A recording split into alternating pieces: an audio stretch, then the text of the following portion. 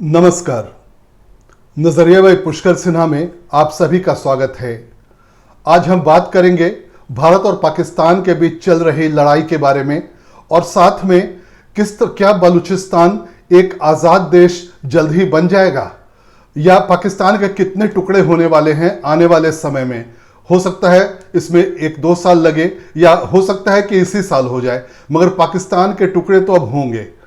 तो अब तक डिक्लेरेशन ऑफ वॉर नहीं हुआ है, किसी देश ने साफ साफ घोषणा नहीं की है कि हम लड़ाई में हैं, मगर जो स्थिति बनी है पहलगाम हमले के बाद, जिसमें 26 निर्दोष लोग मारे गए, जिसमें आतंकियों ने कहा था कि प्रधानमंत्री मोदी को बता देना और धर्म पूछकर गोलियां चलाई गई थी, तो पीएम मोदी ने उसका जवाब देना शुरू कर दिया है। अब यह साफ है कि पाकिस्तान जो है वो एक्सपोज हो गया, उसकी बहुत बुरी स्थिति है और वो चाहकर भी कुछ नहीं कर पा रहा है। जो भी वो कर रहा है भारत के पास उसका बहुत अच्छा तोड़ है। तो आने वाले समय में हमें लग रहा है कि दुनिया का जो नक्शा है वो बदलेगा और खास करके पाकिस्तान और बांग्लादेश जो है, इन दोनों का नक्शा तो मोदी जी बदलेंगे ही बदलेंगे और बहुत जल्दी ये बदलेगा। तो अभी कहा जा रहा है, हालांकि अभी पुष्टि नहीं हुई है कि बलूचिस्तान जो है, बलूचिस्तान वो पाकिस्तान जो अभी पूरा है उसका ऑलमोस्ट 45% हिस्सा बलूचिस्तान है, यानी बड़ा हिस्सा, आधे से थोड़ा ही कम है बलूचिस्तान। बलूचिस्तान ने पाकिस्तान से अलग देश खुद को घोषित कर दिया है, उसने अपना संविधान बना लिया है और संविधान में बलूचिस्तान ने खुद को सेकुलर देश बताया है। सेकुलर देश जिसमें महिलाएं जो हैं, महिलाओं को बराबरी का हक मिलेगा, क्योंकि पास में ही अफगानिस्तान में महिलाओं को बराबरी का हक नहीं मिलता। महिलाएं पढ़ाई नहीं कर सकती, वो बस बुर्के में रहती हैं और घर पे रहती हैं। मगर बलूचिस्तान ने जो अपने संविधान बनाया है उसमें महिलाओं को बराबरी का हक मिलेगा और वो भी जो है वो भी पढ़ाई लिखाई करेंगी और बिल्कुल पुरुष के बराबर रहेंगी।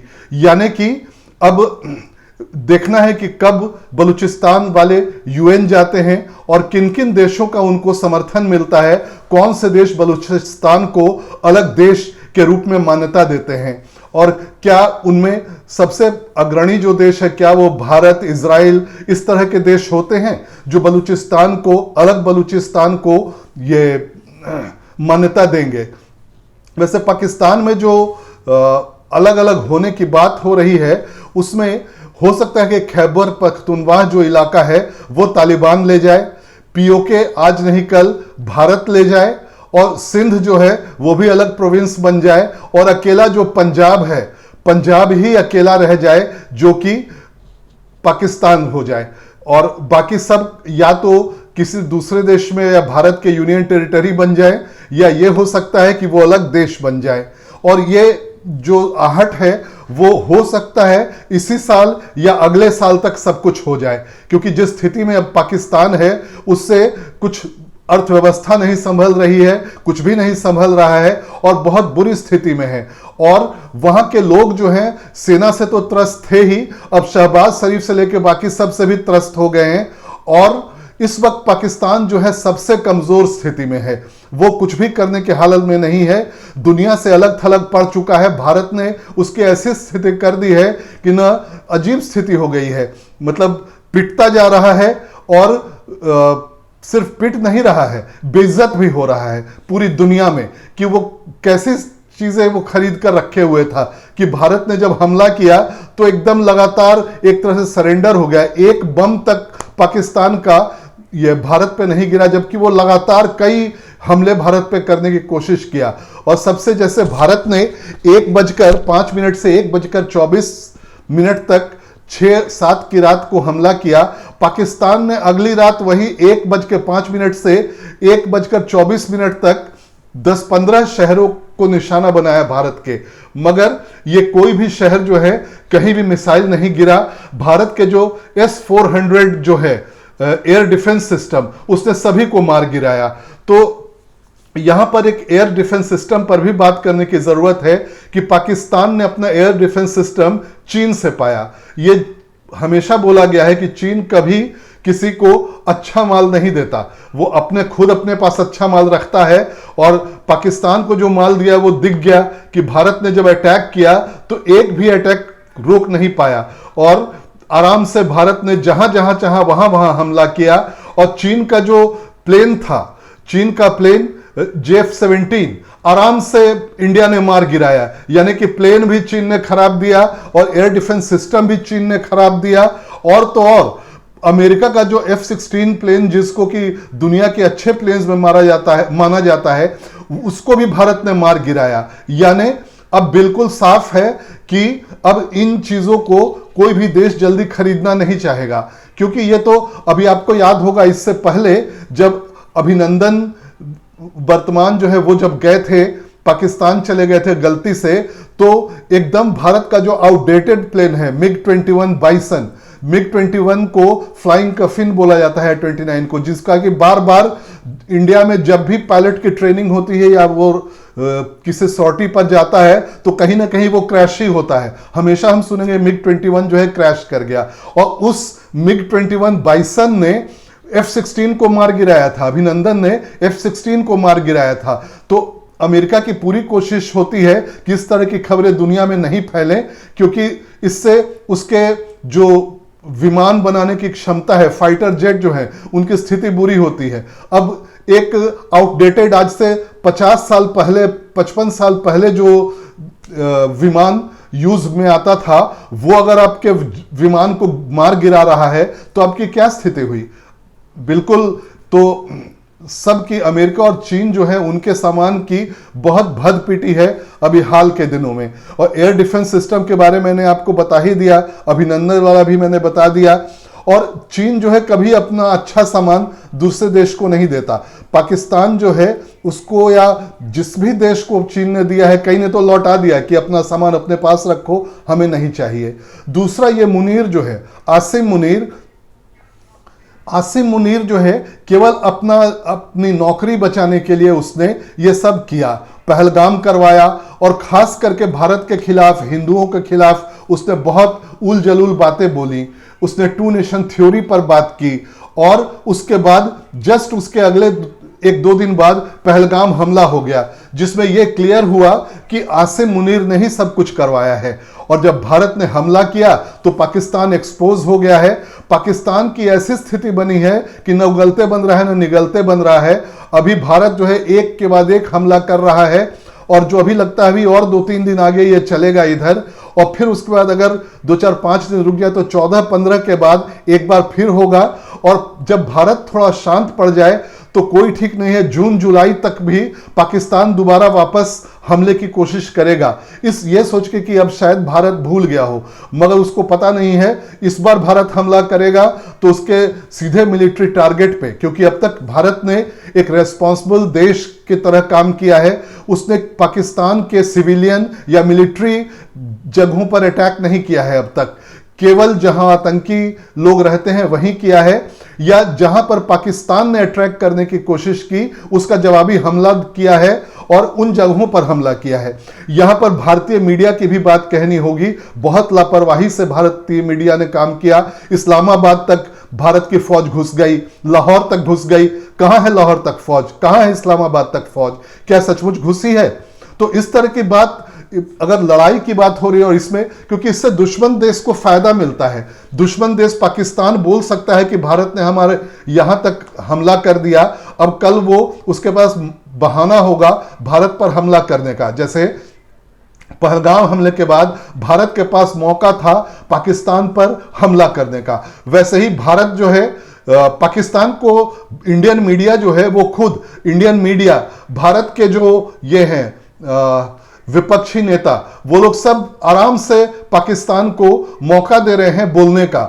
जैसे भारत जब एयर डिफेंस सिस्टम S-400 रूस से खरीद रहा था तो पूरा विपक्ष हल्ला मचा रहा था कि भारत जो है क्यों ये खरीद रहा है, और अब क्यों भारत ने खरीदा वो हमको दिख रहा है। अगर ये पाकिस्तान ने जितनी मिसाइलें दागी, एक भी भारत पे गिर जाता तो क्या स्थिति होती, मतलब सोचा नहीं जा सकता है। और कल हो के कहीं परमाणु मिसाइल होता तब क्या होता, करोड़ों लोगों की मौत होती। तो भारत ने बहुत आराम से अपने लोगों को बचाया है। और अभी तक जो पाकिस्तान ने हमला किया था, कन्वेंशनल ही हमला था, या भारत भी जो कर रहा है कन्वेंशनल हमला था, उसमें मतलब लाखों करोड़ों लोगों की मौत होती। जिस तरह से वो 15-15, 9-9 जगह एक साथ अटैक कर रहा था। तो जब भारत S-400 खरीद रहा था, उस वक्त भी विपक्ष हल्ला कर रहा था कि अभी जो क्रूड की कीमत है, तेल की कीमत है, दुनिया में बहुत कम हो गई है, तो मोदी जी जो हैं तेल की कीमत कम क्यों नहीं कर रहे हैं। तो अब दुनिया को, या अब विपक्ष को मोदी जी का जवाब है कि इसलिए नहीं तेल की कीमत कर रहे थे, वो पैसे S-400 और जो इजराइल से जो ड्रोन्स लिए गए हैं, जो एकदम सटीक बैठे और जिसने एक एक करके पाकिस्तान का जो एयर डिफेंस सिस्टम है उन सबको पंगु कर दिया। या भारत जहां चाहता था वहां अपना ड्रोन गिराकर हमला करता था, बम गिराता था। ये सब कुछ जो इजराइल से भारत ने खरीदा उसकी देन थी। तो भारत ने जो पैसे कम नहीं किए पेट्रोल में या डीजल में, या जिस तरह से भी पैसे कमाए भारत सरकार ने, वो सारे पैसे भारत के सुरक्षा पर, भारत के लोगों को, जो 80 करोड़ लोगों को अनाज दिया जा रहा है मुफ्त का, उस पे भारत जो है ऐसी चीजों पे अपना खर्च कर रहा है। तो विपक्ष जो है आजकल उसका मुंह बंद है, वो अजीब अजीब तरह की अब बातें कर रहा है, क्योंकि अब जो भारत ने हमला किया है उस पर कुछ बोल नहीं सकता, क्योंकि अगर बोलेगा तो उस पर उनकी भद पिटेगी और जनता जो है वो उनके खिलाफ होगी। एक जनता है, एक कुछ खास लोग हैं जो शायद पाकिस्तान के तरफ रहे भारत में, मगर ये जो जनता है, पाकिस्तान के जो स्लीपर सेल हैं, आज नहीं कल पाकिस्तान उनको हो सकता है भारत में एक्टिवेट करे, और वो आज नहीं, महीने, 2 महीने, 6 महीने बाद, बल्कि मुझे लग रहा है, मेरा अपना अनुमान है कि जो स्लीपर सेल हैं पाकिस्तान के भारत में, वो अगले 1 से 2 महीने में सामने आ जाएंगे। और एक हो सकता है आगे हिंदू मुस्लिम जैसा भी कुछ होने लगे भारत में। मगर हाँ, ये जरूर है, इस बार इतने डंडे पड़ेंगे, जो भी विरोध करने निकलेगा कि जो बंदर का लाल होता है उस तरह से सबके लाल हो जाएंगे जो भी विरोध करने निकलेगा। क्योंकि इस बार वो, जैसे पिछली बार वो जामिया के पास लोगों ने ये लगा दिया था जाम, और कई महीने जाम रहा था, या 1 साल से ऊपर ये गाजीपुर और कई इलाकों में जाम रहा। इस बार अब भारत जो है वो उन सब के जो स्थिति है, उनका खास स्थान जो है, उनको बंदर के खास स्थान की तरह कर देगा। तो इस बार वो भी सफल नहीं होने वाले हैं। इस बार इंटरनल एक्सटर्नल हर लेवल पर भारत जो है, रॉ ने बहुत अच्छा काम किया। Research and analysis wing Pakistan में कहां कहां पर किस किस जगह पे कौन कौन सी चीजें हैं बिल्कुल क्लियर बताया, और भारत ने जो प्रिसीजन स्ट्राइक किया, एकदम मसूद अजहर के घर पे, उसके जो मदरसा है उस पर किया, उसके परिवार के लोग, उसके भाई सब मारे गए। और भाई जो है और बाकी लोग, वो दुनिया उस पर खुश है, क्योंकि अमेरिका और ये दूसरे देश के जो डेनियल पर्ल थे, डेनियल पर्ल को इन्हीं लोगों ने आज से कुछ साल पहले बिल्कुल विजुअल फोटो लगाते हुए उनका गला रेत के उनकी हत्या की थी, और दुनिया को बताया था कि हम ऐसे ही हत्या करते हैं। तो भारत ने इनडायरेक्टली डेनियल पर्ल के हत्यारों का भी बदला ले लिया है। और ये मसूद अजहर की तो बुरी स्थिति है। जो लोग 1999 में, जब 99 में, उसके आसपास जब IC-814 हुआ था, IC-814 का अपहरण हुआ था, नेपाल से भारत लाया गया और भारत से उसको अफगानिस्तान के एयरपोर्ट पे उतार दिया गया था, काबुल पे। तो वहां पे उसके बाद में 3 आतंकवादी भारत को छोड़ने पड़े थे, और वो तो बहुत मतलब बेइज्जती हुई थी। उस समय जो रक्षा मंत्री थे जसवंत सिंह, वाजपेयी जी प्रधानमंत्री थे, उस वक्त मैं भी एक रिपोर्टर हुआ करता था, मैं भी PMO सब जगह जाया करता था, और सबकी स्थिति मैं देखता था। जिस तरह से जो IC-814 के परिवार के लोग थे बाहर में हंगामा करते थे PMO के आगे कि मेरे लोगों को लाओ, मजबूरी में अंत में जसवंत सिंह खुद 3 आतंकवादी को उस वक्त छोड़ने गए थे, जिनमें से एक मसूद अजहर भी था। अगर मसूद अजहर को उससे पहले नहीं छोड़ा जाता, मार दिया जाता, तो बाद के कई हमले पाकिस्तान नहीं कर पाता। मगर उस वक्त ऐसी मजबूरी हो गई थी कि मसूद अजहर और बाकी दो और सबसे बड़े आतंकवादी को छोड़ना पड़ा, और खुद मतलब रक्षा मंत्री जो उस वक्त थे जसवंत सिंह, वो उनको छोड़ने गए थे और छोड़कर वापस आए थे। तो एक और बात है कि पाकिस्तान के अंदर सेना को तो लोग पूछते ही नहीं है, जानते हैं कि सेना ही सरकार चलाती है, और सेना से बहुत गुस्से में हैं लोग, क्योंकि जिसको चाहे जहां चाहे वो सेना मारती है। या बलूचिस्तान में तो कई लोग गायब हो गए, बड़े बड़े नेता जो हैं सबको सेना ने गायब करवा दिया। तो अब आज के डेट में बलूचिस्तान के लोग सेना को ऐसे ऐसे जगह मार रहे हैं, 10-10, 15-15 सेना को एक साथ मार रहे हैं। या जब चाइना जो है, चाइना का बेल्ट एंड रोड है या जो कुछ भी है चाइना का, उस पर भी ये बलूचिस्तान के लोग जम के हमला कर रहे हैं। अब ऐसी स्थिति बनी है कि चीन को वहां अपनी सेना तैनात करनी पड़ी है, क्योंकि पाकिस्तान में चीन के पास जो है वो ही पाकिस्तान का पोर्ट यूज करता है। और हालांकि पोर्ट में भी खबर है कि कराची पोर्ट को भारत ने तहस नहस करके रख दिया है। वो जो युद्ध पोत भारत का है, विक्रांत के माध्यम से एकदम तहस नहस कर दिया है। और पहले से भी यह बात हो रही थी कि अगर पीओके लिया जाए या बेल्ट एंड रोड या जो कुछ भी जिसमें चीन की भी भागीदारी है, उस पर अगर भारत कुछ भी करता है तो चीन भी बीच में उतरेगा। मगर लग नहीं रहा है ऐसा कुछ बहुत होने वाला है, क्योंकि जिस तरह से सब कुछ हो रहा है, चीन जो है वो भी खुद अलग थलग पड़ा हुआ है। उसके पास मुंह नहीं है कि वो पाकिस्तान का साथ दे। और जिस तरह का माल वो पाकिस्तान को बेचा है, एयर डिफेंस सिस्टम और मिसाइल और बाकी के नाम पर, पाकिस्तान जो है, पाकिस्तान का एक भी मिसाइल जो है या परमाणु बम पाकिस्तान का अपना नहीं है। मिसाइल तो ज्यादातर बस चाइना का जो अलग अलग मिसाइल है, बस उसका नाम यहाँ गाजी, गजनी, गजनबी, जो कुछ भी, जिन लोगों ने भी भारत पे कभी एक जमाने में हमला किया था और भारत पे बहुत अत्याचार किया था, उन लोगों का बस नाम उस पर लिख दिया गया है। नहीं तो ज्यादातर चीन के जो मिसाइल हैं, वो मिसाइल चीन ने वैसे के वैसे पाकिस्तान को दे दिए हैं, उन पे बस नाम लिख दिया गया है, गाजी या जो कुछ भी हो। क्योंकि गाजी उनको बोला जाता है जो कि हमला करते हैं और दूसरे जो काफिर हैं, जो मोमिन नहीं हैं, जो मुसलमान नहीं हैं, उन पे हमला करते हैं, उनको मुसलमान बनाते हैं या मार देते हैं। तो गाजी जो है, गाजी नाम से भारत में कई शहर भी हो गया है, उनको भी अभी तक नाम उनका बदला नहीं गया, चाहे गाजीपुर हो, गाजियाबाद हो। गाजी नाम से आपको कई शहर मिलेंगे जो कि मुगलों की देन है। अब धीरे धीरे नाम बदले जा रहे हैं, मगर पता नहीं क्यों गाजीपुर और गाजियाबाद जैसे जो शहर के नाम हैं, इनको नहीं बदला जा रहा है। एक बात और, पाकिस्तान की स्थिति अपने देश में ही बहुत बुरी है। वहां की सबसे बड़ी पार्टी जो है तहरीके इंसाफ, इमरान खान की पार्टी, इमरान खान जेल में है, बहाना बनाकर उनको कोई ना कोई बहाना बना के जेल में रखा हुआ है। और यह भी कहा जा रहा है कि उनको जेल में स्लो पॉइजन दिया जा रहा है। अभी तो बीच में यह तक खबर आई थी, हालांकि कुछ लोगों ने उसको गलत बताया, मगर अगर खबर आ रही है तो कुछ तो उसमें सच्चाई होगी कि कोई मेजर है जो इमरान खान के साथ जेल में कुकर्म करता है। इमरान खान जो हैं, उनके कोई एक अभी मेडिकल रिपोर्ट सामने आई थी, हालांकि उसको भी लोग फर्जी भी बता रहे हैं, मगर कुछ सच्चाई भी इसमें हो सकती है। मेडिकल रिपोर्ट में यह कहा गया कि इमरान खान के साथ कुकर्म किया गया है, उसके साथ किसी दूसरे मेल ने कुछ न कुछ किया है।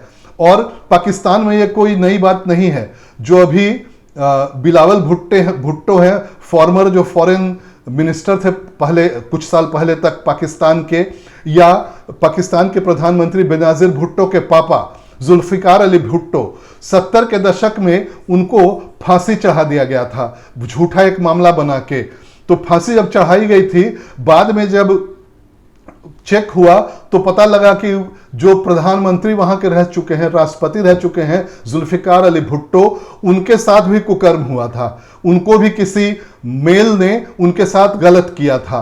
तो पाकिस्तान में यह भी हो रहा है। और तहरीके इंसाफ जो है पार्टी, इमरान खान की पाकिस्तान की सबसे बड़ी पार्टी है, वही सत्ता में भी थी, जिसको जबरदस्ती बेदखल करके ये शहबाज शरीफ और दूसरे लोगों को लाया गया है। तो वो पार्टी जो है, उसके लोग अब हल्ला कर रहे हैं कि इमरान खान को बाहर लाओ, जबकि इमरान खान को नहीं चाहती है सेना या पाकिस्तान सरकार की बाहर आए, क्योंकि ये कुकर्म वाली बात या जो स्लो पॉइजन वाली बात है वो सामने आ जाएगी। तो अभी नजरिया भाई पुष्कर सिन्हा में आज के लिए इतना ही। आगे हम आपको इस पर और अपडेट देते रहेंगे। बीच में थोड़ा लंबा गैप हो गया, आगे से हम कोशिश करेंगे कि इतना लंबा गैप नहीं हो, रोज आपको कम से कम एक वीडियो जरूर मिले। नजरिया भाई पुष्कर सिन्हा में इतना ही। नमस्कार।